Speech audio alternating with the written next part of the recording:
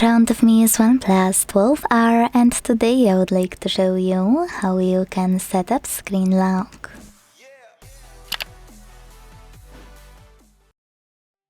Start by opening Settings and scrolling to click on Security and Privacy right away.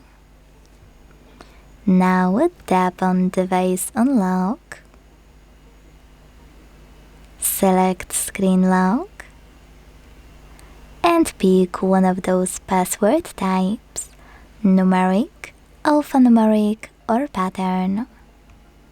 Whatever you decided, you need to wait 5 seconds to continue. Select Next, and now create your login method. If you change your mind, don't worry. All you need to do is click on Use a different password type and pick one of those options instead of going back. 4 digits, 6 digits, 4 to 16 digits, alphanumeric, or pattern.